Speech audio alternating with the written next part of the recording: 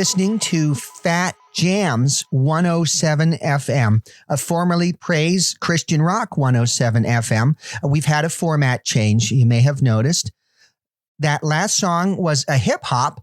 The title is Who Gon Stop Me Now? And that was by Mick he doesn't use vowels. I don't know how to say it. Some lineup changes to note. Praise Hour with Pastor Ben Simmons is now Rasta Rhythms. So smoke a blunt and join us for some chill island beats. Yaman. And Sundays at 11, instead of a simulcast from the Mount Zion Church service, we invite you to Bootylicious Brunch with DJ Thrust. At the top of the hour, we will have more hip hops. But first, questionable material with Jack and Brian. You are listening to Questionable Material with Jack Helmuth and Brian Sack. This episode, Mistresses, Jack's movie auditions, Mother's Day advice for children. Hi. Hi, you old weirdo. Nope, not old. Hey, you upper middle-aged weirdo. Not completely inaccurate. Just get your affairs in order. That's all I'm saying. My affairs are in order. Mondays are Barbara. Yeah. Tuesdays are Stefan. Wednesdays are Jacqueline. Thursdays are Agnes. Fridays are Betsy's. Saturdays are Rwanda. She's named after a country. And then Sundays are Brigitte. Very French. I'd like to maybe talk about Tuesdays and Fridays. I have some questions about those days, about Stefan's and Betsy's. Yeah. Which one we want to talk about first?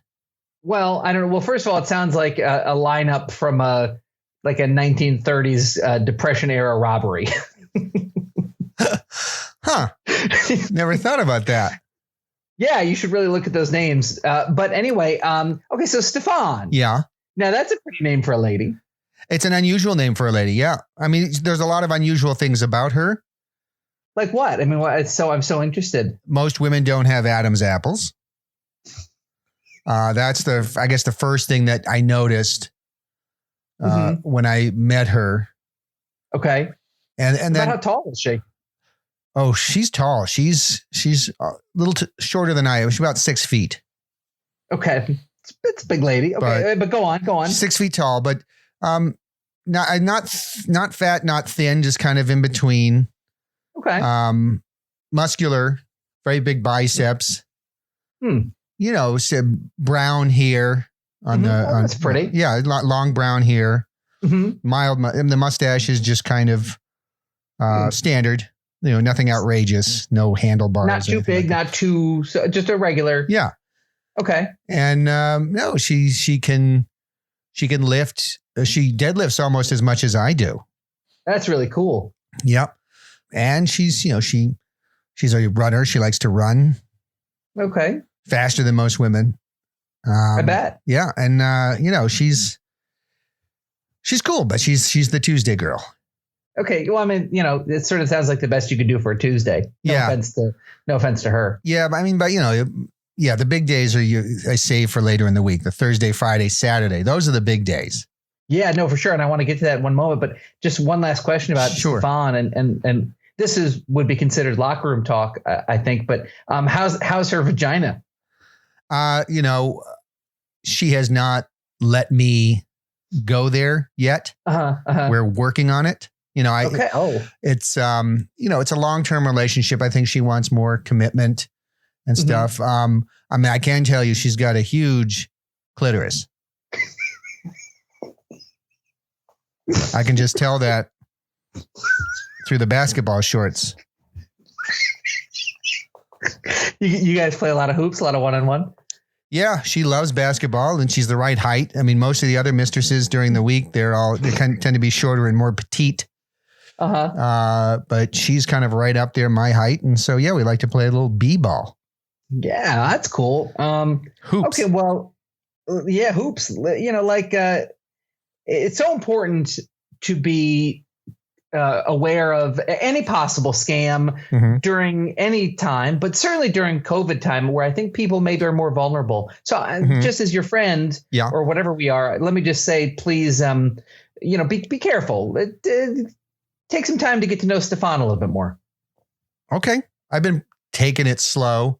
We're going to watch The Crying Game next Tuesday when we get together. That's cool. Her choice. Her choice. Yeah. Oh, that's okay. She said I would love it. Okay. Yeah.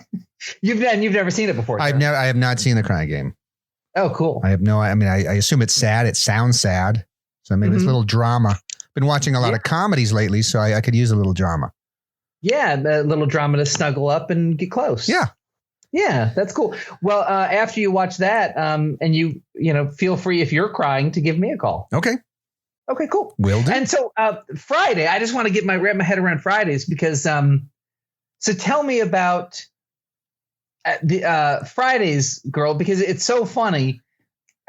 Some listeners will know that, my wife's name is also Betsy. Right. So I like to hear stories of other Betsy's just to compare.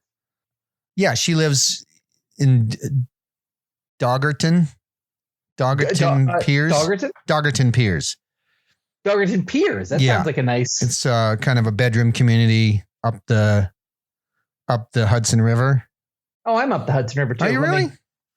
There's no hits on Google for Doggerton Piers. There's very few words you could put into Google and get no hits for, but I just found it. Huh. Well, she tells me that. I'm assuming it's an anonymous thing. Oh, because she actually reached out to me and said, I'm a mistress looking for a mister, if you know what I mean. And she used the all caps IYKWIM. Yes. And I figured that out. It took me a while. I had to go to Urban Dictionary, but I figured out. And then I said, well, I'm a mister looking for a mistress and just so happens my Friday night slot is open thanks to COVID-19. Oh, she told me what train to get on. I took the train there and I got out and she told me to blindfold myself. Jeez. And so I blindfolded myself. And then at some point I heard is this Brian? I said, yeah. She's like, just follow me. She took my hand and she led me to her car.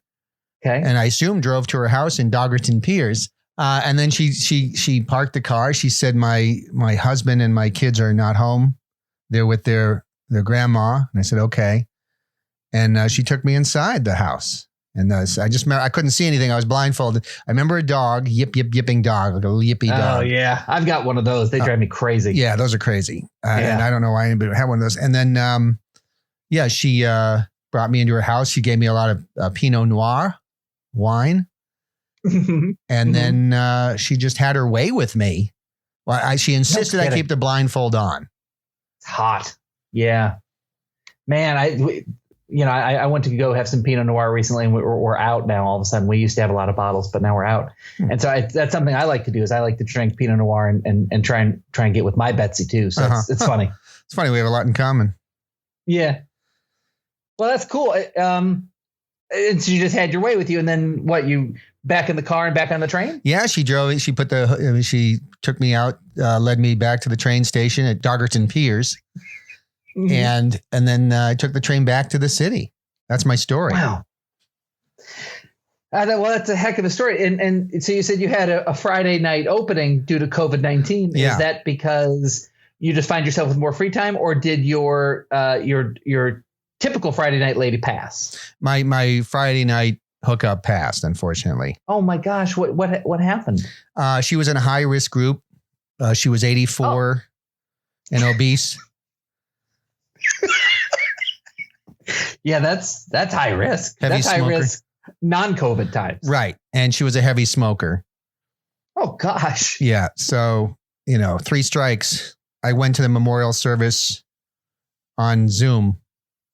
Oh, how was that? It was very sad. I mean, I changed my Zoom handle and to Bobby Simpson, so nobody would see my name.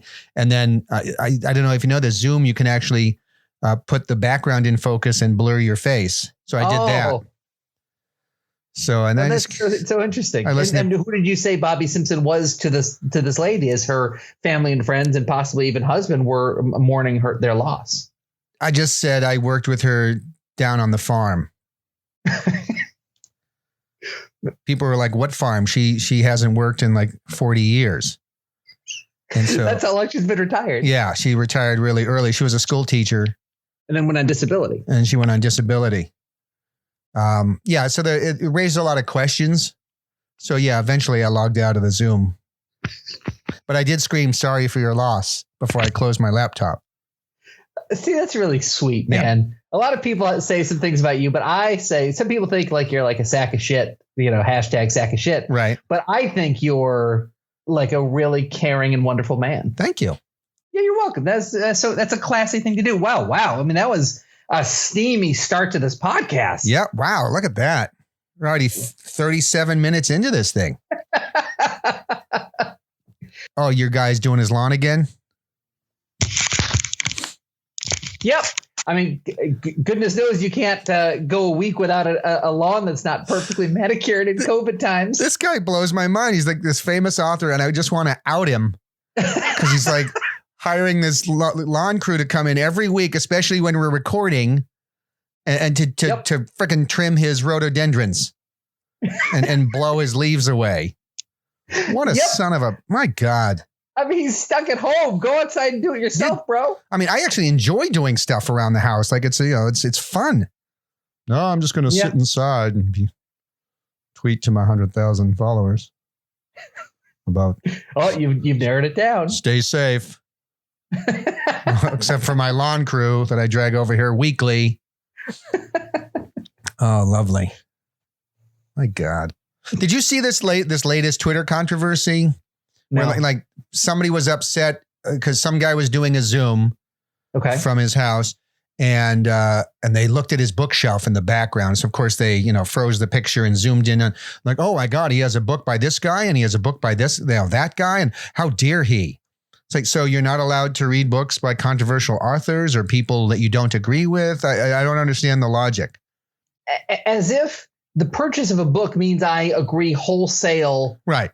With all of their beliefs. Right. It's like retweeting something. If I retweet something, it doesn't mean I'm endorsing it implicitly and saying, oh, I absolutely agree with this tweet. I'm pointing something out. It's dumb. You can only like things on your side. Right. And I can't remember. The one book was by a guy named David Irving, who's a Holocaust denier. And the other one was The Bell Curve, which is, remember that controversial book from late 80s, early 90s? Of course. Of course. But it was just a controversial book. But I mean, they and just to have it in your Flatten the curve. But to have it in your bookshelf, I mean, people, and then of course people point out like, well, I have Mein Kampf. I'm doesn't mean I'm a Nazi. I have a variety of books that were either given to me ironically by friends, silly books. I have a ton of books that were sent to me when I was blogging, when I had my blog back in the day, and publishers would send me their books. So I'm not going to throw them out. I have them. It doesn't mean I agree with them, disagree. I just happen to have, but there's judging people by what's in their bookshelf. It's just stupid. I saw Mein Kampf when I visited your house and I opened it up and it's amazing how it looked like a college textbook at a used bookstore. It was so heavily underlined. Yeah. Well, there's so many ideas, so many ideas in there. Yeah. Yeah. That's so interesting. Yeah. I mean, that's where I got the idea to start my company, Kilco. What does Kilco do? Just kills things. Oh, no kidding. Destroys everything. See, that's just an idea. Yeah. Because you read a book, you came up with a brand new idea. Would not have had that idea if I did not read Mein Kampf. Absolutely. You know what the Germans used to call Mein Kampf? The Bible. Back before they got scared of Hitler? The Bible. No, huh? What they used to call it? Mein Kampf, which means my diarrhea. Oh. So it was funny for a while, and then everybody died. Allegedly. Yeah. I see the David Irving book in your shelf behind you. Oh yeah, no, I'm a big Irving fan. He's got some great denial ideas. Yeah. He's got some great denial ideas, like ways to ignore things that clearly happened. My son actually broke his ankle the other day, and I ran upstairs, read the book, and I'm like, no, you didn't. You did not. You did not break your ankle. He's crying. Daddy, please, it hurts so much, Daddy. It hurts. Oh my God, there's some bones sticking out, and I'm just like, honey, you're being ridiculous. That is not a compound fracture. Walk it off. And so, how is he today? How's he today? Oh, he really hasn't stopped crying since last Thursday. He's just saying he's in a lot of pain. I mean, he's really, maybe he's trying to get some extra candy or something. Yeah. I don't know what his end game is, but boy, this kid is committed to the bit. I'm really proud of him, really. Milking it. Yeah, totally. Right? Yeah. Classic 9-year-old move. I had a friend in a wheelchair, and he broke his leg. Okay. During the act of coitus. Oh, wow. And because he was paralyzed, he did not know he broke his leg. And so he developed a fever over a few days and started getting worse and worse. And then I think he went to the doctor, and then they finally determined that he had just fractured his leg and was unaware of it. And it was basically poisoning his blood. No way. Yeah. That's amazing. Put that under things you don't think about if you're not in a wheelchair. Yeah, absolutely. How did you break his leg? XX. Cool. No, he said he assumes he broke it when he was doing it. Maybe he spent a little time with Stefan. Guess what? Tell me what. I'd like to know. Well, my friend Brad is up here. He's in quarantine, as we call it in the biz, and but he's been writing scripts, and he's got some. He's going to be producing these films once quarantine is over. And he asked me to audition you for some of these films. Oh, this is really exciting. Now, again, Brad is your actual friend who is a Hollywood writer and director who makes big time movies. And he's your real friend. He is my real friend. He's a writer and a director. And he's the one who turned down Game of Thrones. Yes, he is. Which I laugh about every time I think about it. I know, me too. Well, this is huge. Please, I would love to get a part in a movie like this. I'm looking to, maybe change careers. So this is great. Okay. And as you know, when he auditions you, he really wants you to stay in character, stay focused. Don't laugh. I mean, it's really important to him that you really remain in character. So I'm going to send you this script. Okay. Email. And I'll send it to the email address you've been using for the last several years and not the one you stopped using decades ago. Thank you. Script 1. Send. All right. Oh, I'm so excited because I've never read these scripts. I'll be reading them cold, as we actually say in the business. Cold read. You have not seen the script. Oh, I just got script number 1. You got script number 1? I'm ready. So this film is called Death from Above. Ooh. Yeah. And it's set in Afghanistan. It's a war thriller. And he thought you'd be really, really good for the role of Commander Mike Jericho. Ooh. All right. You ready? Is that a lead role? It is a lead role. Oh, great. Yeah, it's going to be a big film. Got a big budget too lined up. Okay, great. All right. So interior of an Apache attack helicopter cockpit. So you're a pilot. Okay. Commander Mike Jericho flies his combat helicopter over the Afghan landscape. It's the dead of night, and his craft is illuminated only by the half moon. This is Tango 77, which is my call sign, approaching the place where the targets are supposed to be hiding out. Roger that, Tango 77. Prepare for a possible engagement. Roger that. I'm activating the nighttime see stuff mode that lets me see stuff in the nighttime. Like if they're running around, they will look like little white blips. Then you can kind of tell that they're Taliban or farmers or whatever. Do you have visual contact? Negative, which means no in Army talk. I think I see a lamb and some chickens, but I'm not supposed to engage the chickens, correct? Affirmative. Do not engage the lamb or chickens. Affirmative means yes in Army talk. Affirmative. Tango 77, what's your status?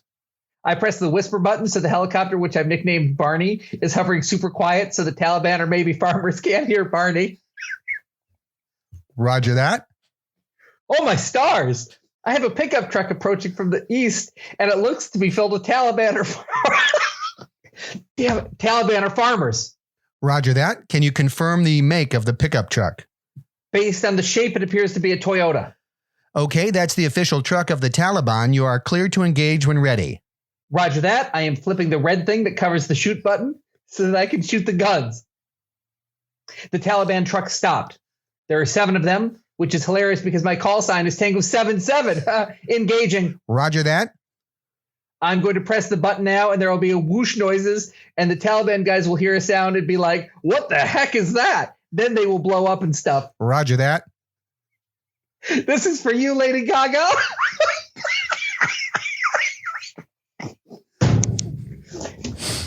Well, how'd I do? I don't think you got it. Being honest. This is for you, Lady Gaga. I haven't seen the rest of the script, so I have no idea what that's in reference to. Gosh, it makes me want to at least buy a ticket to the movie when it comes out because I know I won't be in it. Right. You will not be the Commander Jericho. Such a shame. Oh my gosh. Barney. Barney, I guess your helicopter, every helicopter has a nickname. Usually they're like, Danger Zone or, Iceman or something. Yep. You are Barney. All right. Let's see. I've got another script he wants me to audition you for. Send. All right. Wait, don't look at it. I think I sent you the unredacted version. Hold on. Okay. Okay. I have just received the script for movie number 2. This one I'm going to get. I'm going to get this one. Okay. This movie is called One Small Step. It's about man landing on Mars. Oh, wow. And you'd be Brad's getting a lot of big budget movies. He is. Yeah. Well, he's got a good reputation and a nice resume. So this one, you'd be the lead. The guy, you're basically the first man on Mars. Oh, wow. Exterior, Mars landscape. So the landing craft door opens and a figure in a spacesuit slowly steps out. Houston, I have exited the craft and I am now preparing to descend onto the Martian surface. The world is watching. No pressure. Proceeding down the ladder. 4 steps remaining. 3, 2, last step. Roger. You may proceed into history. That's one small step for a man, one giant leap for rock and roll, baby. What the? That's right, suckers. It's Dee Snider from Twisted Sister. And I snuck into your stupid Mars ship and knocked out Mission Commander Thomas. You'll find him in the maintenance closet back at NASA. Are you serious? I've never been more serious. And I did it because stupid Tipper Gore wanted to put warning labels on rock and roll albums. Now that the entire world is watching, I just want to say, screw you, Tipper Gore. You waited 35 years and spent 18 months on a spaceship just to get revenge on Tipper Gore for being a censorious prude? That's right, bizaches. I'm Dee Snider of Twisted Sister, and I want to rock. Can you see me making the rock and roll finger thing? We can. What about the heavy metal hair thing? We can't see the hair, but we can see you moving your helmet back and forth. Yeah. Houston, we don't have a problem. We have rock and roll. Also, if you study the lyrics to We're Not Gonna Take It, you'll see that I predicted this all along. QAnon is right. Hells yeah, bizaches. Please stand by. Also, the guy orbiting Mars waiting to pick us up is Metallica's James Hetfield. Are you freaking serious? How is he going to figure out how to dock? You problem, bizatch. Sweet revenge. And Tipper Gore's an uptight ice queen. Go step on a Lego, bizatch. Huh. Sometimes Brad's writing makes it would help. Can you ask him? It would help if I could read these ahead of time, because when Dee Snider stepped out, it really surprised me. Really? It shouldn't have. I mean, you never know what to expect. So Brad has written $140 million space movie about Dee Snider enacting his revenge plot on Tipper Gore. I guess so. And his final line that he wants her to suffer is that she steps on a Lego. Bizatch. Yeah. I don't, he's He's the writing guy. Man, I guess so. Well, that sound lets me know I have a third script on the way. That's right. I just sent you the third script. Okay. I'm feeling good about this. Oh, you feel good about this one? Okay, good. Yeah, good. I'm excited. This is a new movie. It's an independent film. Okay. Being produced by Fiberlax or Miramax, whatever it is. And it's about podcasters. So that's why he thought we'd be good for it. Yeah. So, and it's the world of podcasting. It's a drama. Okay. And he was saying this note on the audition is that he would like you to read all the action paragraphs as well. Oh, normally that's you, but so he wants me to read the. Okay. Yeah, he wants you to do it because he thinks it would add to their performance. Well, that makes sense. I know J.J. Abrams had Mark Hamill read all the action in the Star Wars: The Force Awakens. So, oh, did he? Yeah. So I'm flattered. I'm honored to do it. What was the reasoning for that? Because Mark Hamill had no lines in the movie, so he was still part of the cast. But so he had, Luke Skywalker of all people read all the action in the movie. Oh, that's awesome. So yeah. So I guess this is sort of, he might see me as a Luke Skywalker leading type. Right. All right. Let's go for it. Okay. And this movie, and the movie is called The Podcasters. The Podcasters, an independent film about podcasting. Okay. Interior podcast studio. Bart and Jack sit at microphones. Bart is handsome and oh so smart and has distinguished gray hair that the ladies love oh so much. Yes, they do. Jack is a big dummy who smells and he's dumb. His grotesque figure is hidden under a tattered sweatshirt stained with McDonald's grease, and everyone hates Jack because he smells like farts. Also, he is dumb. He squints through very thick glasses that even Mr. Magoo would think looks stupid. Nobody likes the name Jack. Also, Jack's wife is banging the mailman, but that's not important to the story. Jack.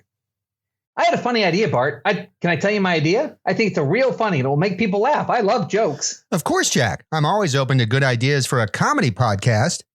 Okay, great. So my idea is, what if we made fun of people's obituaries? Jack laughs heartily at his own idea, the big dummy. Well, how is making fun of people's obituaries funny, Jack? Because they're dead, get it? They can't defend themselves. They're dead and we can make fun of them and laugh and laugh. I love jokes. I still don't see how that could be funny, Jack. It seems hurtful. People want to laugh, not hear about deaths or have their dead grandmas mocked, especially during this COVID crisis. Heck, my friend Barry died. Barry died. Jack, Barry died. That's not funny. I'm actually a little bummed about it. Wow. Jokes are hard. Okay, fine. What if I made funny noises with my armpits? Jack, this is a comedy podcast. Mocking obituaries and making your armpits fart, that seems like it belongs on a different podcast. And trust me, there are thousands you could do that on. Jack leans too far back in his chair because he's a big idiot.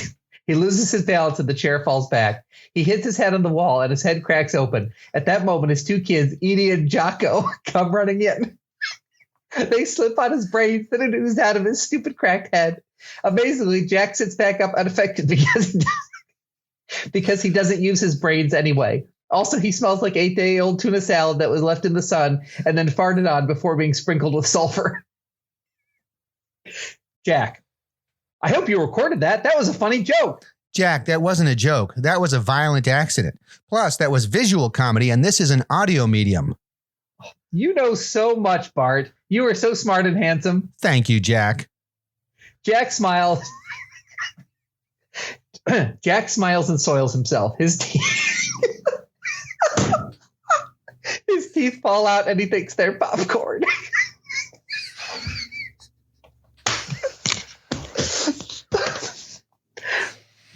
Wow.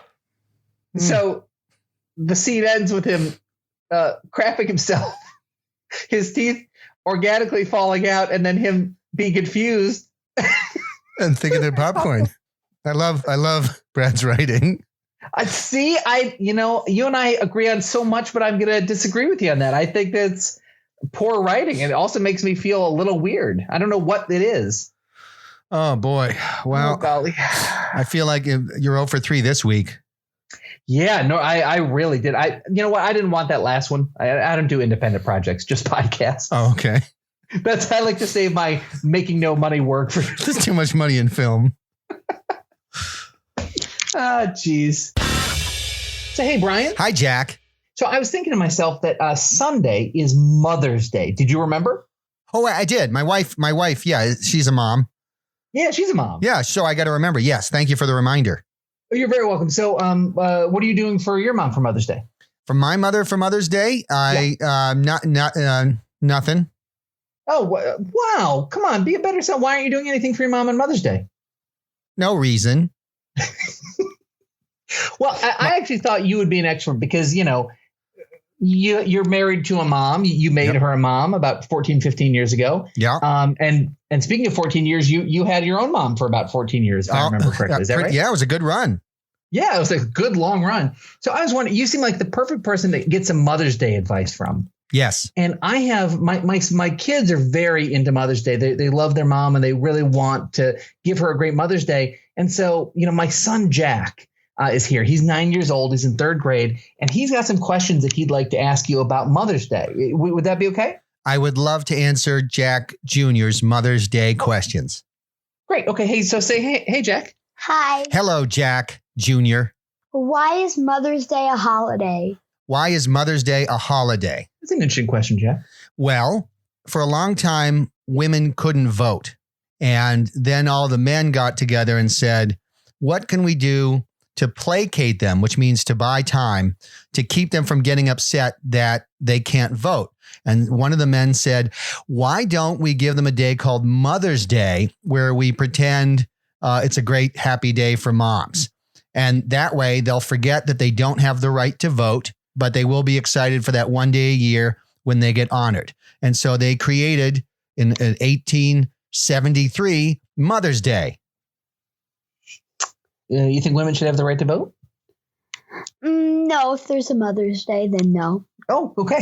So it worked. It's covered. What's the difference between Mother's Day and Father's Day? Mother's Day is celebrated with flowers and a nice brunch and a cute card. And Father's Day is more of, fathers get together and they drink a 6-pack of beer and then they get into street brawls.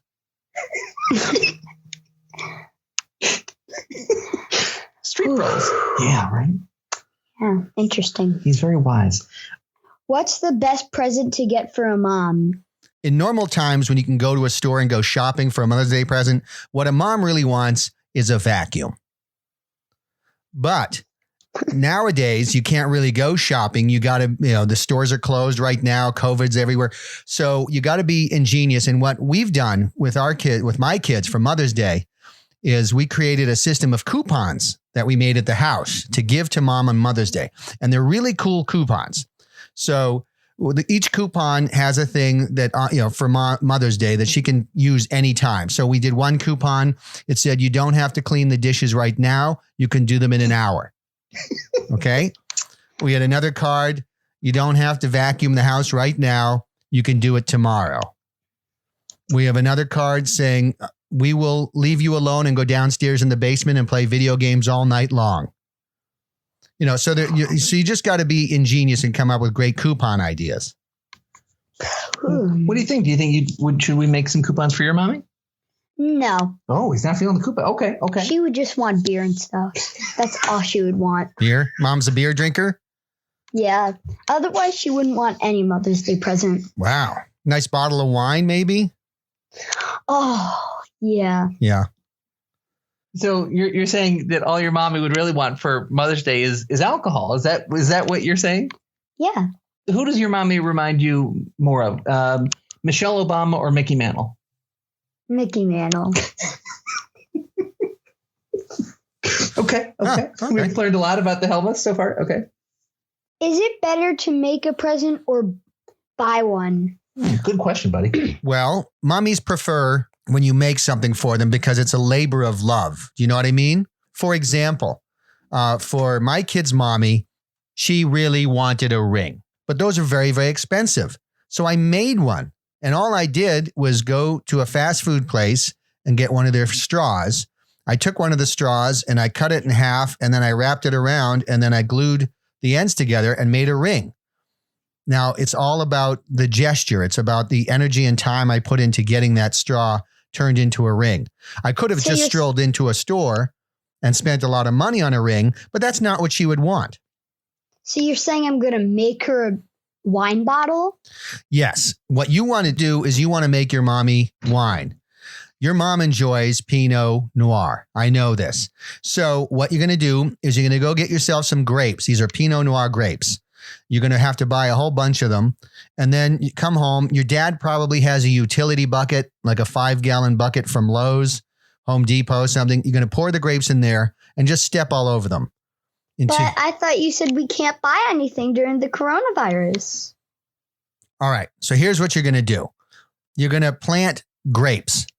You're going to wait 4 to 6 years for that vine to really mature.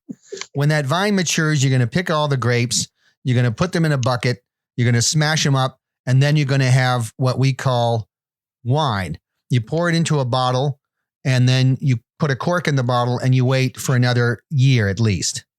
Or if you're Trader Joe's, you just wait about a month. Okay. What should we spend the day doing on Mother's Day? Well, all a mom wants is for her kids and husband to be happy, right? That's all she wants. And what makes you happy? Video games. So on Mother's Day, what you want to do is lock yourself in your room with a computer. Doesn't matter if it's a laptop or desktop. And you just play video games all day long. Fortnite, Minecraft, whatever. And you just don't. And when she's pounding on the door, you just keep saying, Happy Mother's Day. Happy Mother's Day. Because you know you're making her happy. Well, first of all, my mother does not like us doing too much video games. 2, my mom says to my dad, happy wife, happy life. And if she doesn't like video games, we're not doing any. You know what? That's actually very wise. I've heard happy wife, happy life many times. But I've also heard missing wife, suspect husband. Ooh. Jack, do you know what an alibi is? No. Well, if the police ever asked, was your daddy at home on Thursday night between 6:30 and 9:30, and you knew I wasn't home, would you tell the police that I was so daddy wouldn't go to jail? I would say daddy went somewhere and I would tell them the place you went and the exact spot. And I would bust you out of jail, be a criminal, and they wouldn't bother coming to get you. Wow. It's weird logic there. Raising. Be a snitch so that his daddy can get busted, but so that he can bust you out of jail and become a criminal. Basically. Soviet children were taught to snitch on their parents, back in the communist days. Ooh. Yeah. That is interesting. Why are mommies special? Oh. Why are mommies special? Well, because if she's a mommy, it means that she's agreed to be with me like the daddy for the rest of her life. Unlike Brenda, who didn't return my calls. I called Brenda day after day for weeks and months on end. And is Brenda around to be the mommy? No, she's not. Well, if my dad and mom gets divorced, is she around to be the mommy? If your dad and mom get divorced, would your mom be around to be the mommy? Well, she'll always be your mommy. The question is, will she be my mommy? Would it be weird if I married your mommy? No. Because then you'd call me, instead of Uncle Brian, Daddy. He is still my daddy. Yeah, but I could be the other daddy. He hears that. Stepdaddy. Better. No, when mommies and daddies get together, they stay married forever. Unless they divorce. Yeah, but if they get divorced, then they get eaten by vultures 3 years afterwards to the day. Well, here, my dad's dad and mom divorced a long time ago, and they are still alive. I guess they did survive the vulture. Well, my dad and mom stayed married until my mom decided to die. Well, sad. A little bit. A little bit. So, Jack, do you have time for one more question for Uncle or maybe soon to be stepdad Brian? Do you have any other last questions? Where do babies come from? Oh. Where do babies come from? Why? Do you not like that question? I love that question. Where do you think they come from? I'm going to turn this around. Uh-oh. I wouldn't like to say it. How about you? You wouldn't like to say where babies come from. Well, did you ever see the movie Alien? The baby just somehow grows in the stomach and then just pops out. There you go. So you respect dads more than moms? No, I think moms are very important in making the house work. And I mean, in the making the house function correctly. If You can say that again. If the mommy here were to go away, then I would probably forget to feed my children. They would forget to come away from the computer, and we'd all be dead within 3 weeks. So mommies are very important, and that's why you celebrate them. Daddies are different. For daddies, only because he's a boy. Well, mommy just needs someone to take the trash cans to the curb, and that's where daddies come in. My mom tells my dad to do almost everything while she just relax, read the paper, and do nothing else. Wow. And that is the best Mother's Day gift of all. That was questionable material. Make sure to subscribe to the podcast. Make sure to review the podcast. Make sure to visit qmpodcast.com for episodes, show notes, and bonus material.